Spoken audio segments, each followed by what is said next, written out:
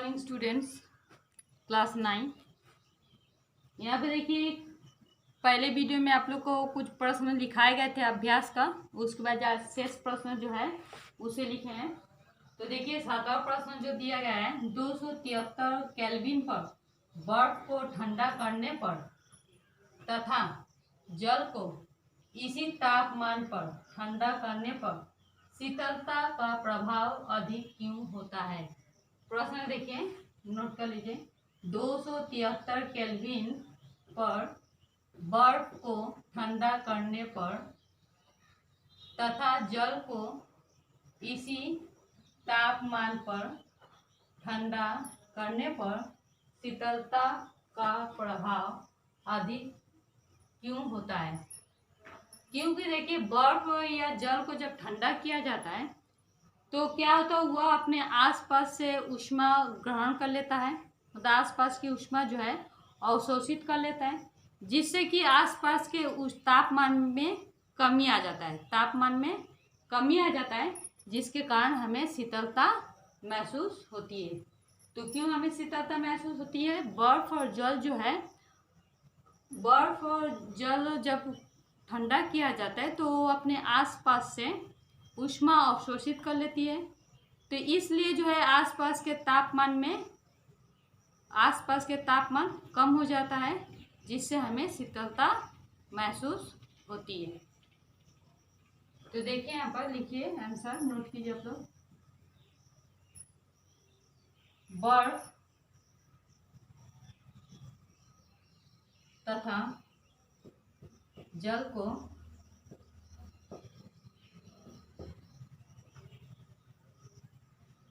ठंडा किया जाता है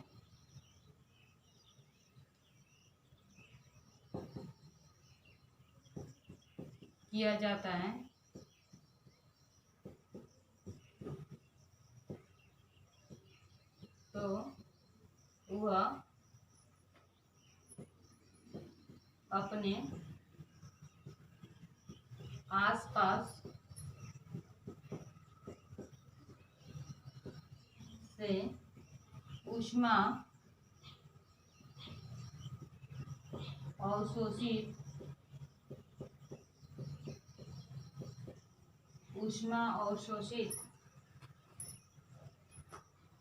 कर लेता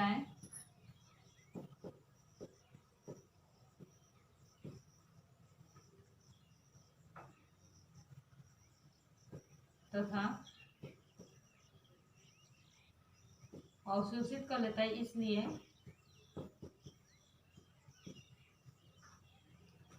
आसपास के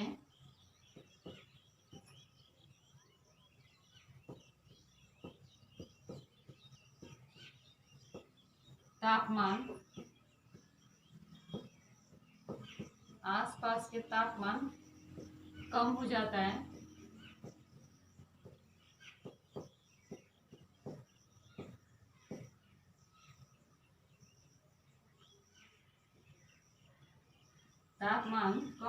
है, इसलिए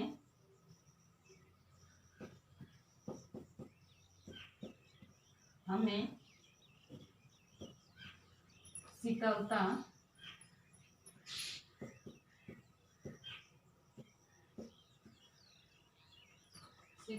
का प्रभाव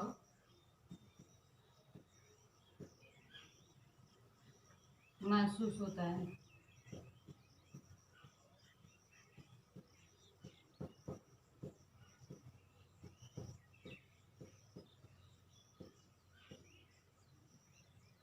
तो देखिए, उसके बाद 8वां प्रश्न में पूछा गया है, उबलते हुए जल अथवा भाप में से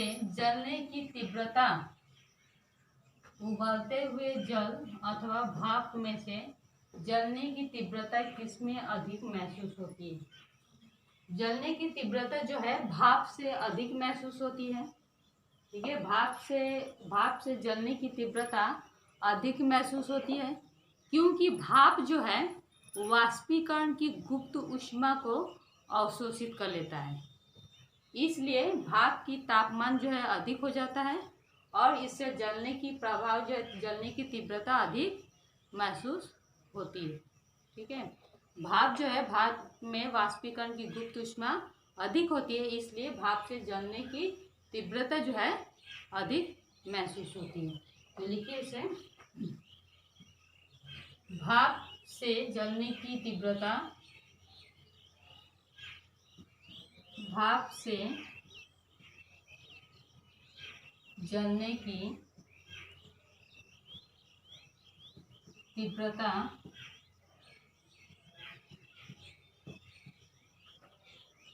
अधिक महसूस होती है, अधिक महसूस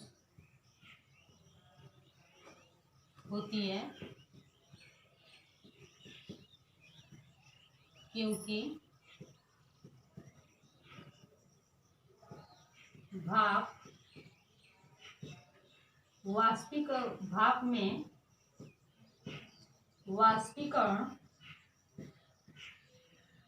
वाष्पीकरण की गुप्त ऊष्मा,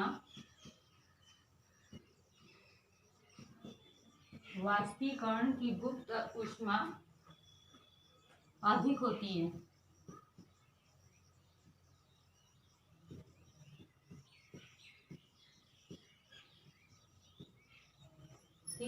भाप से जलने की तीव्रता अधिक महसूस होती है, क्योंकि भाप में वाष्पीकरण की गुप्त ऊष्मा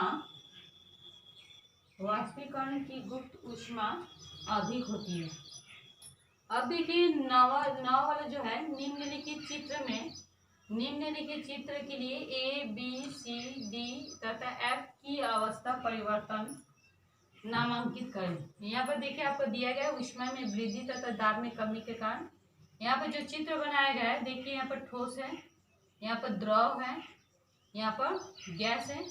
आपका ठोस से द्रव की ओर तीर का निशान लगाया गया है, जिसे ए से अंकित किया गया है। पुनः द्रव से गैस की ओर तीर का निशान लगाया गया है, जिसे बी से अंकित किया गया है। फिर इसके विपरीत गैस से द्रव की ओर तीर का निशान लगाया गया है, जिसे सी से अंकित किया गया है। और द्रव से ठोस की ओर तीर का निशान लगाया गया है, जिसे डी से नामांकित किया गया है। पुनः गैस से, नीचे वाला आप देख रहे हैं तीर के निशान लगाया गया है, ये तीर के निशान है। गैस से लेकर सीधे ठोस में तीर का निशान लगाया गया है, जिसे एफ से प्रदर्शित किया गया है। और ऊपर जो है गैस से, ठोस से ठीक गैस की ओर तीर के निशान लगाया गया है। ठोस से गैस की ओर ऊपर वाला देखिए तीर के निशान लगाया, जिसे ई से प्रदर्शित किया गया है। अब इसको आपको बताना है कौन किसे क्या कहते हैं। जो तीर के निशान बताया गया है, इससे आप क्या समझते हैं, ये आपको बताना है। देखिए ठोस से द्रव,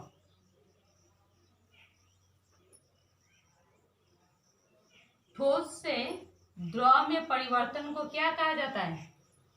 ठोस से द्रव में परिवर्तन होने की क्रिया को हम कहते हैं संगलन। ठीक है, ये जो है आपका ये नामांकित किया गया है, तो ये जो नामांकित किया गया क्या होगा? संगलन। ठोस से द्रव में परिवर्तन की क्रिया को कहा जाता है संगलन। और जो द्रव से गैस में परिवर्तन को क्या कहा जाता है? बी जो है, मान लीजिए द्रव अवस्था से गैस में जब परिवर्तन होता है तो क्या कहा जाता है? वाष्पीकरण। वाष्पीकरण।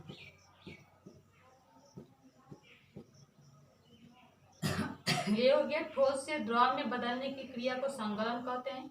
द्रव से गैस में बदलने की क्रिया को वाष्पीकरण कहते हैं।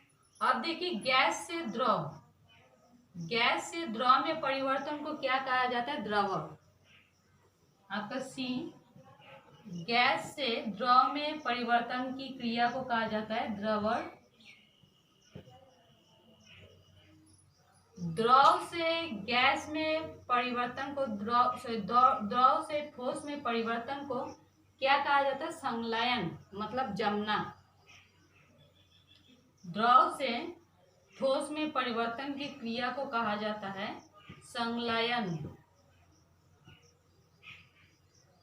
संलयन मतलब जम जाना, जमना। ठीक, अब जो है एफ वाला देखिए गैस, तो ई वाला देखिए आप ठोस से सीधे गैस। ठोस से गैस में परिवर्तन को क्या कहते हैं? जैसे ठोस में ताप दिया जाता है तो बिना द्रव में बदले सीधे गैस में परिवर्तित हो जाता है, तो उसे हम कहते हैं ऊर्ध्वपातन। ये जो है आपका ऊर्ध्वपातन, सीधे ठोस से गैस में परिवर्तित होता है, ऊर्ध्वपातन।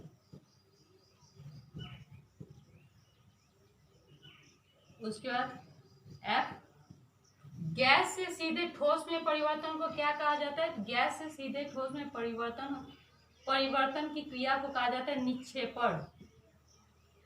निक्षेपण।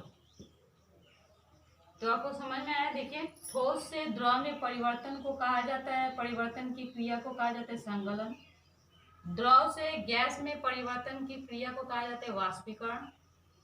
पुनः इसके विपरीत है ये, गैस से द्रव में परिवर्तन को कहा जाता है द्रवण।